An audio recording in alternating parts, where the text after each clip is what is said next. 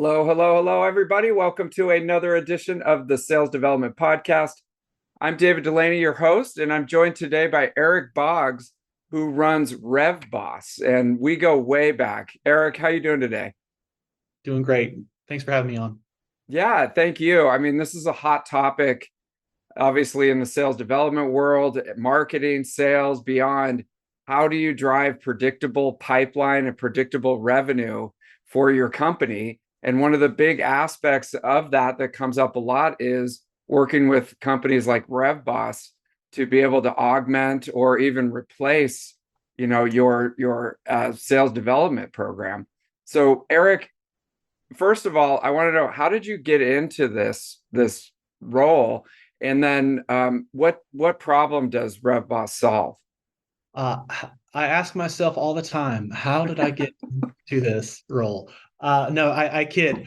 I've spent my whole career in sales. My first job, when I graduated from undergrad at the University of North Carolina, I was selling my services to install printers and Blackberries and home networks at the business school professors' houses. I didn't realize it, but it's like, oh, I know some things about technology, but I'm really a salesperson. And so that's kind of what set me on the path. And I've been selling marketing SaaS basically my professional life.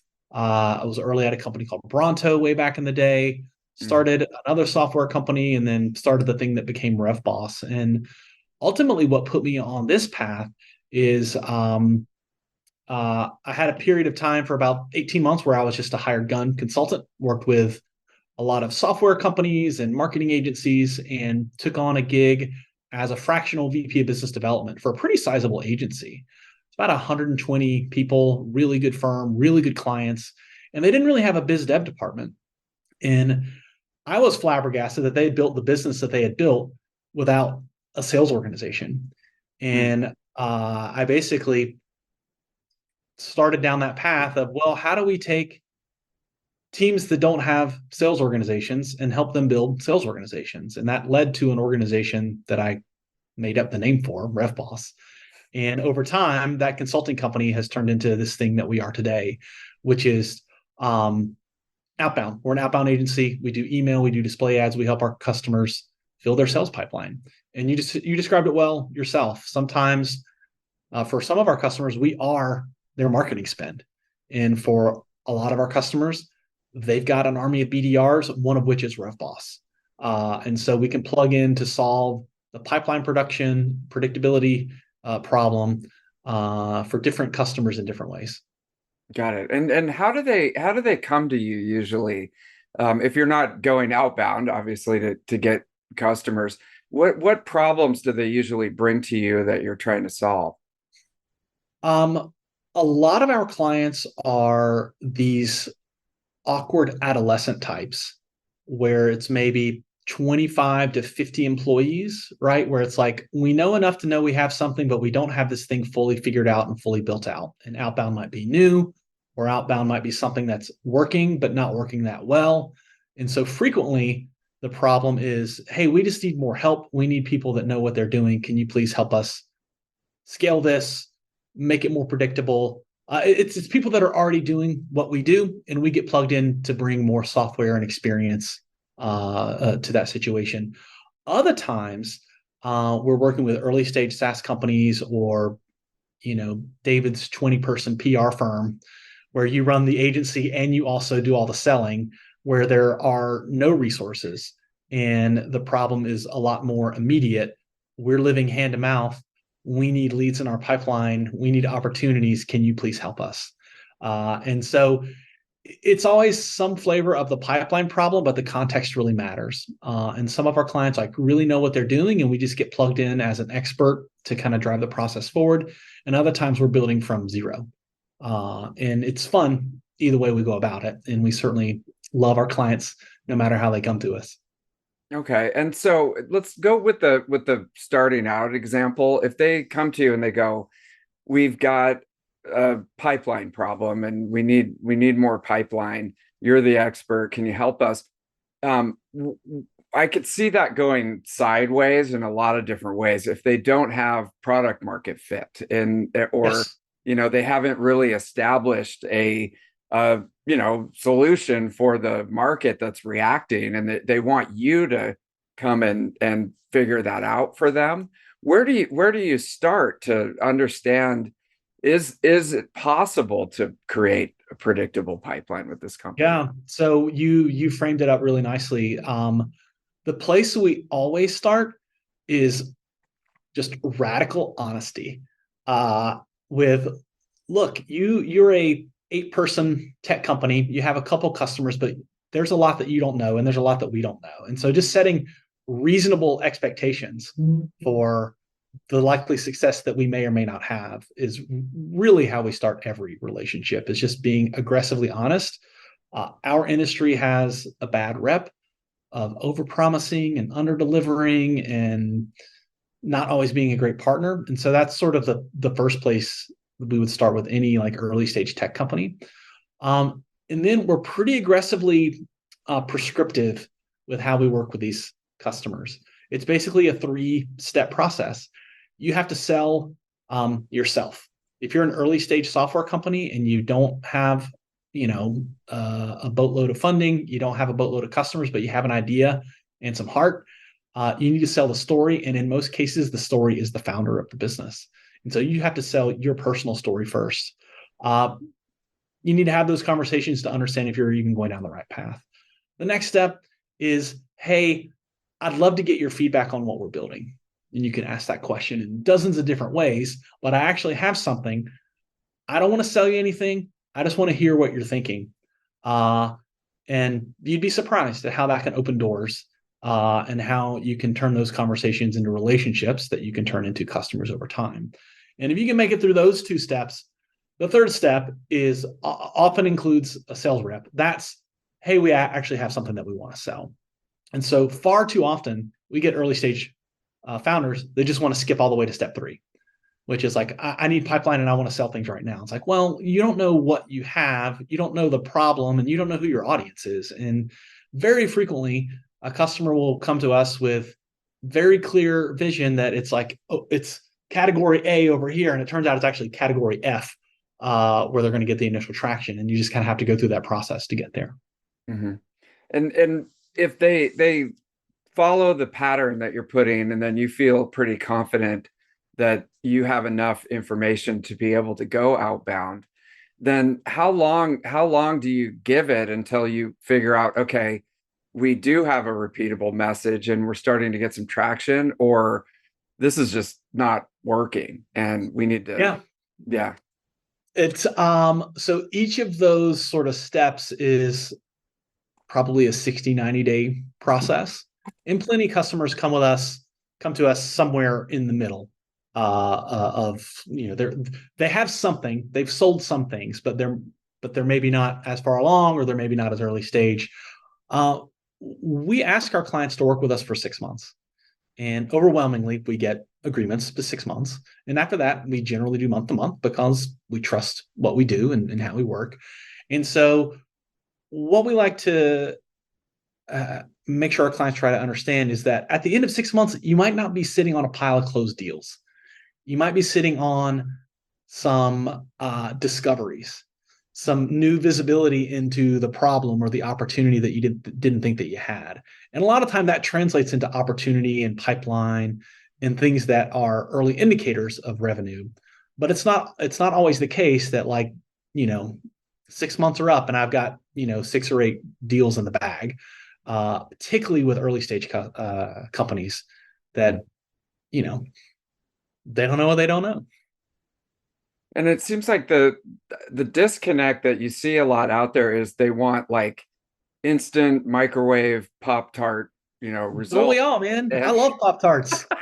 No, I'm not dissing Pop-Tarts. I'm just saying that I think you nailed it in that they come with the wrong expectations, and there's a lot more work. And that gets to my earlier comment about starting with honesty.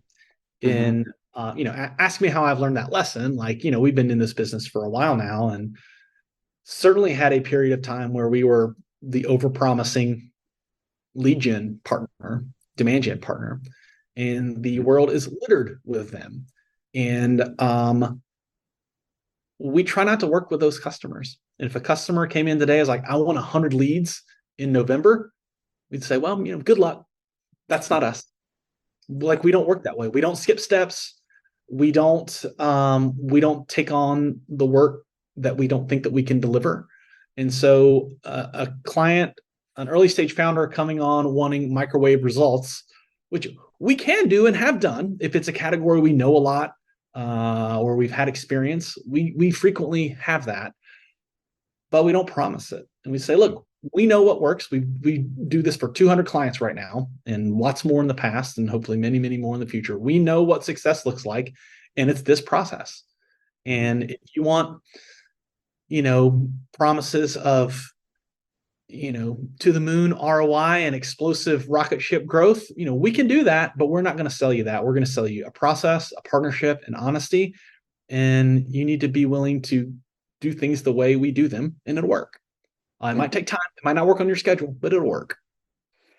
And do they ever come back and say, look, I don't have 6 months. That's ridiculous. Like, why is it going to take so long? You might work on this for 6 months and nothing comes out the back end. Yeah. I mean, is that ever a response? Yeah. So I don't have 6 months is, fine. There are plenty of other places that will happily take your money. Call us if we can be helpful. Like, it's just not a fit for us, and that's okay. Like, we very frequently turn down opportunities if the fit's not right. Because it's a lose-lose, right? If we want to do it a certain way that we know will work, and the client has a different set of expectations that we don't think we can meet, then we're just not gonna do it. We do have clients come back around. We have clients that will RevBoss for a while, bring it in-house, or turn us off, and then email us 3 months later, 6 months later, and turn us back on.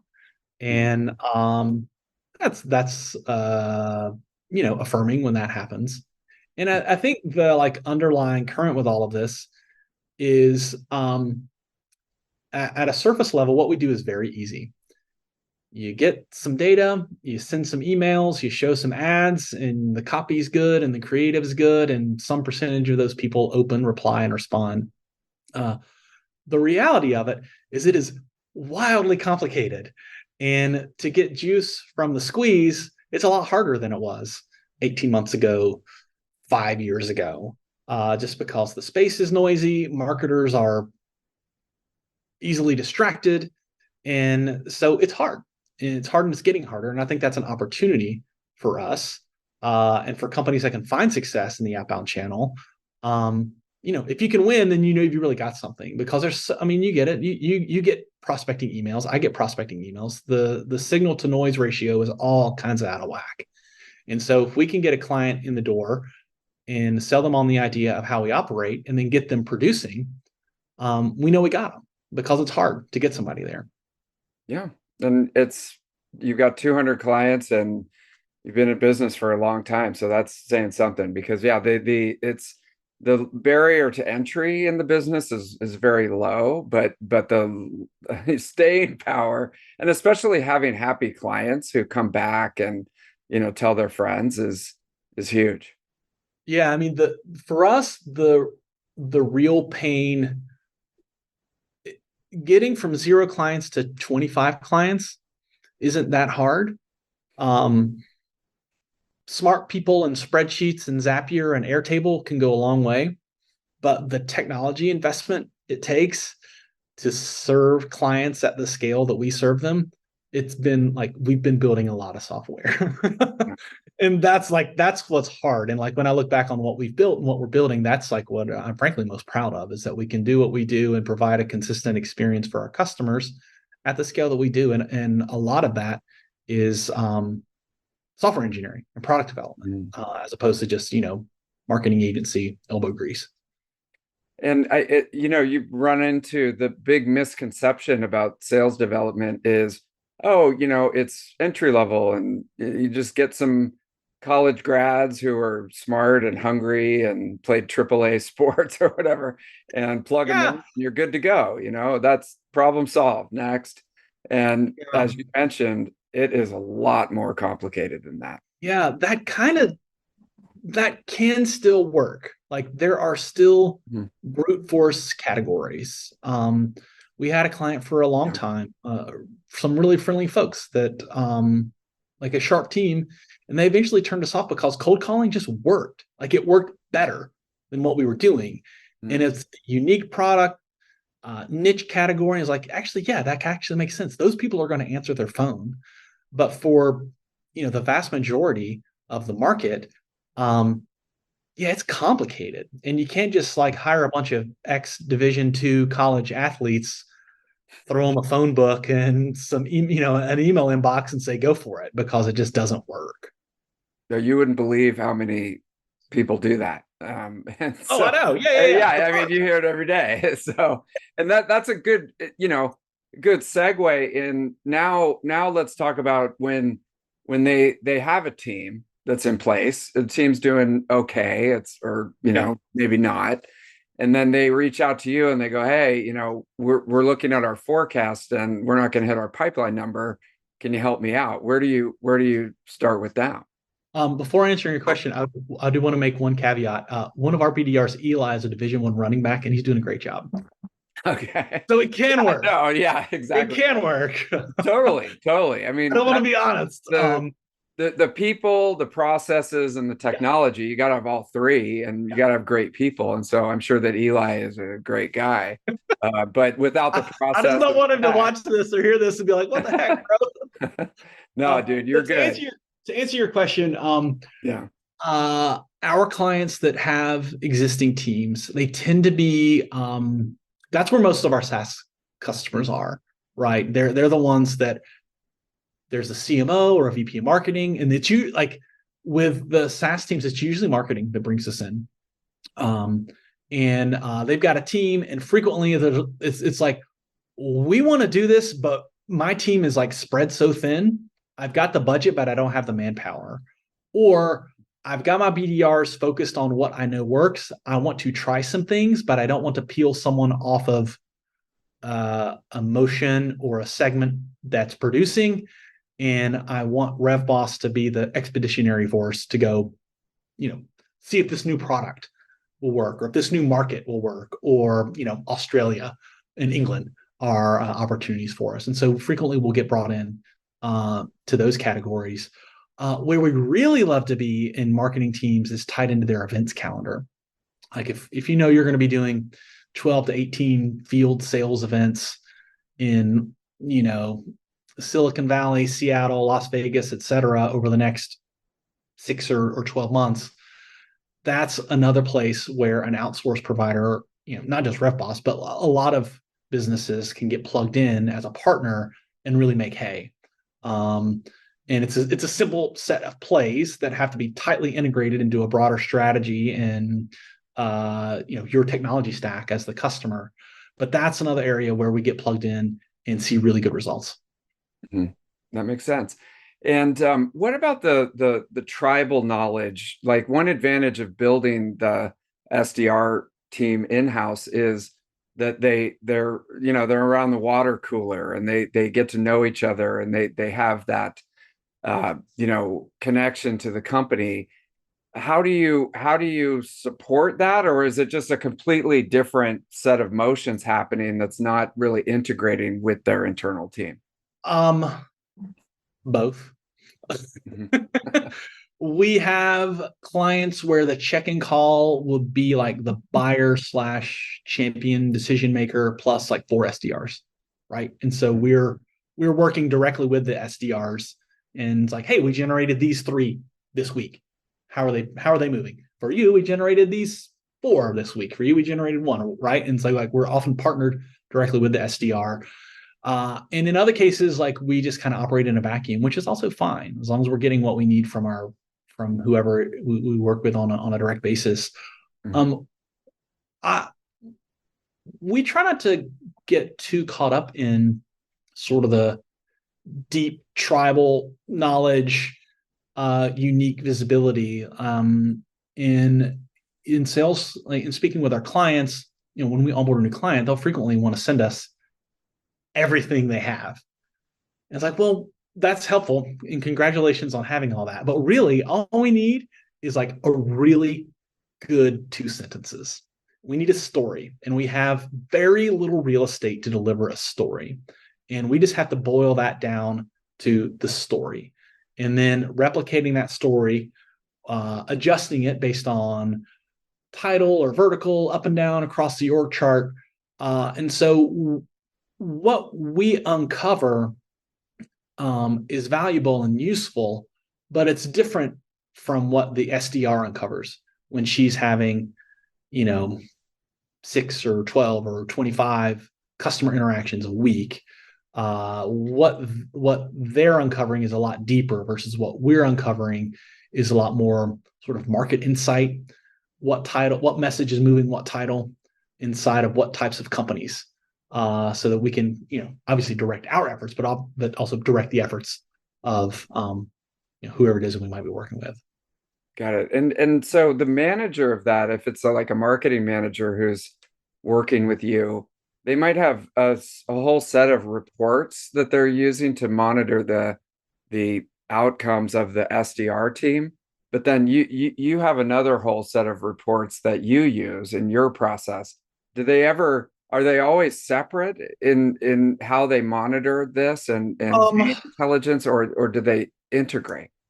Yeah, so I mean, we integrate pretty comprehensively with Zapier, which means we integrate with everything, right? So we push and pull data out of our customers' technology, and so a marketing manager would see pretty clear-cut attribution in their CRM that, oh, this is a RevBoss lead, and we even built like a little looker that when new entries get added to your CRM, if it matches an email address or a domain that we contacted inside of some period of time at RevBoss, we'll even trigger an email to our client saying, hey, I see that you added David at 10bound.com as a lead. Just so you know, we emailed him last week.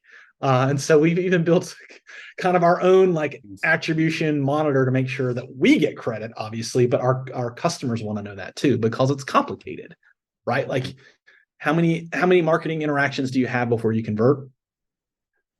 A lot, right? And so anything that we can do to kind of help close the loop on that, we will do. But yeah, we also have like a RevBoss dashboard that has all the things that a client would want to do. It's just very surface level, right? It's tied exclusively to the interaction that we have. And our clients make use of taking that deeper. I know our team tries to help our clients interpret the data that we're uncovering. But yeah, I guess the answer to your question is it's frequently integrated, but by design it's separate because it's kind of a different set of motions and a different data set. That makes sense. And a few themes. The thing about the story, it just having this, like if they come to you and they've got this huge playbook that they've been working on for 5 years and they've got everything all documented, and they go here, all you really need is a story and a couple of sentences, and you've got the whole infrastructure to be able to plug in. That's really interesting. In that, do we really need all the other stuff? For our purposes, mm-hmm. we don't. I mean, it takes that amount of work to arrive at that unique insight, mm-hmm. right? Like you can't just like manifest it. Sometimes you can, but like if you do the work to generate the 10-page positioning document, often what comes out of that is the right 2 sentences. But yeah, it's really hard. And frankly, it's the most important thing that we do, or that anyone that is sending like a prospecting email or outbound email or a cold call or anything, a display ad. The story is all of it. I should restate that. Being present is certainly a part of it. But being present with bad copy or a bad story it's not worth it. And so showing up with something interesting to say that's buyer centric, that's story driven, is where all the success comes from in our experience. At least that's the way we operate. That is really interesting. So just going back to the startup that has a product and they're starting to get traction and they come to you and say, we need more pipeline. And you take them through the founder story. what would be an example? I don't mean to put you on the spot, but like, No, yeah. I do you have an mean, example of, you know, we saw this problem and we solved it, and this X came out of it, and so that's why you should be interested in talking to me. You know, that story. yeah. So it's a lot of times it is let me think. So a good example. I don't think these guys are currently a client, but it's some folks that we know well. They they have like a sleep app, Hmm. and Yeah. they started with high performance athletes, like the Alabama Crimson Tide football team or the New York Hmm. Jets. And so that's interesting. And they're selling into sales teams The New and York the Jets. consultants, investment bankers, like these people that are like, oh yeah, I'm the NFL quarterback of finance. And so the whole Yeah. idea was, look, we built this for the University of Alabama football team and the Clemson Tiger football team, but we're taking it to market for um, investment banking organizations. Does this sound interesting? Mhm. Heck yeah, brother. Um, we see ourselves as that type of organization, and so that's a really good example of a non-obvious um, messaging translation that doesn't say anything about like we help your team get more sleep, which makes them more productive. It's like no, we're positing this idea as the organization. um, the Clemson Tigers, it's going to be good enough for you. So that's a good example.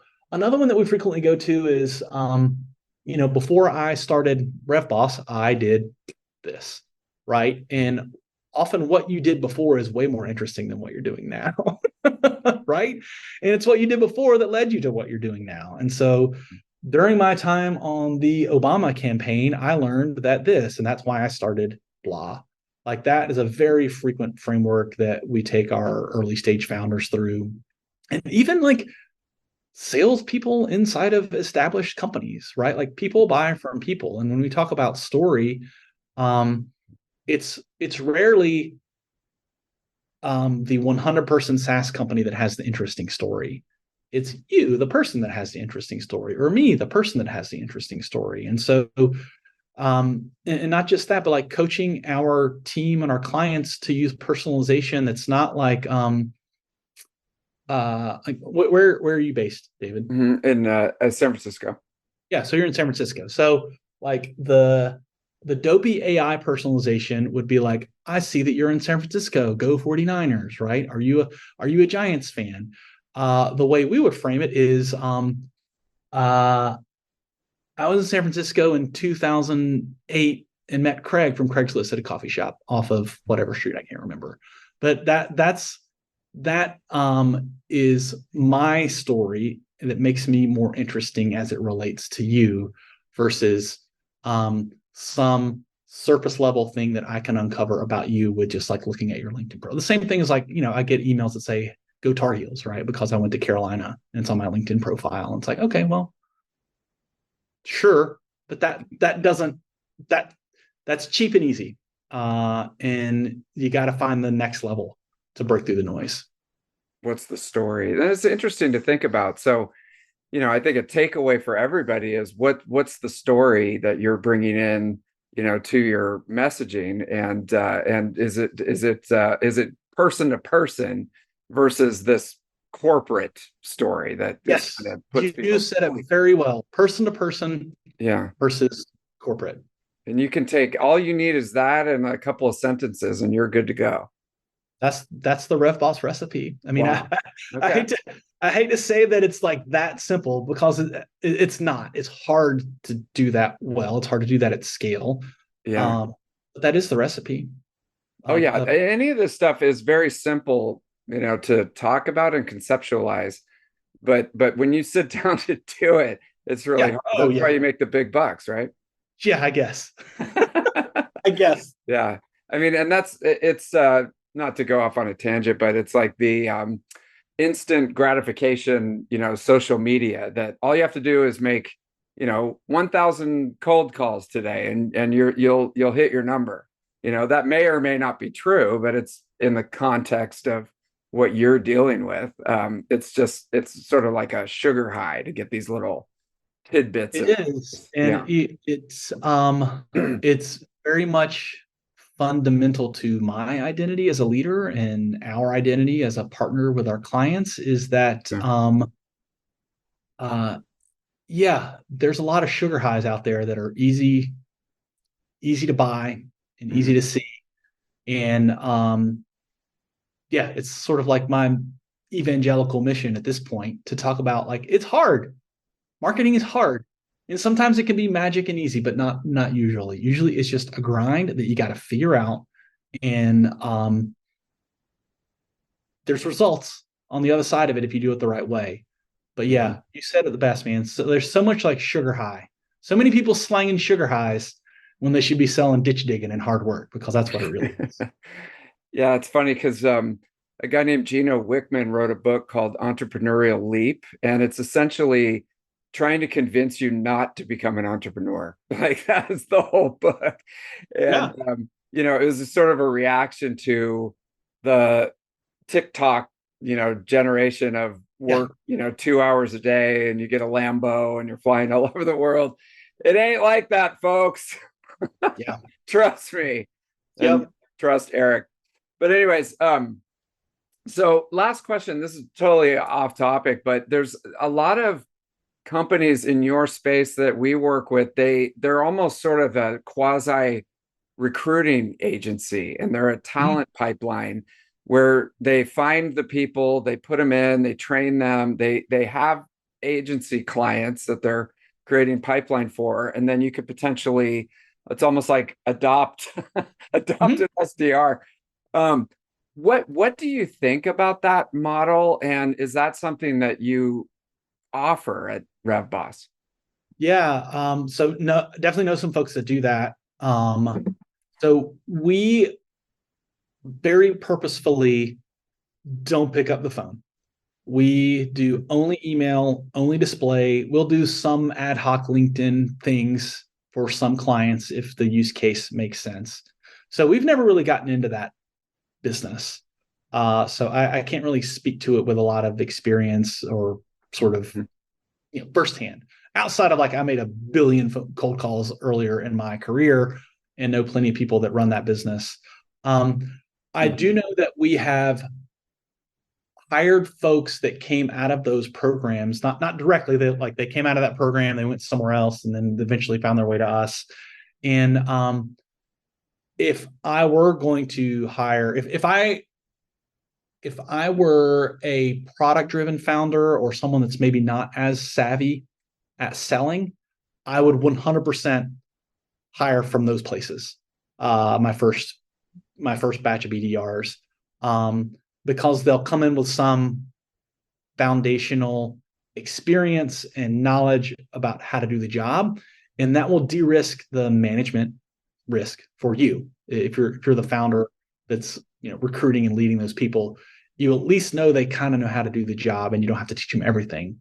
Versus recruiting you know the athlete, right? Like the hard Yeah, charging athlete. It's like they're they get asking you what to do, and yeah, like maybe they got the you have attitude and no the idea. aptitude and the hustle, but like if you Yeah. if you've never done it yourself, you can't teach someone else really how to do it. And so a lot of these shops that, their whole idea is like we bring in a class of people, they work for us for 3 months or 6 months, and then we farm them out as a recruiting agency.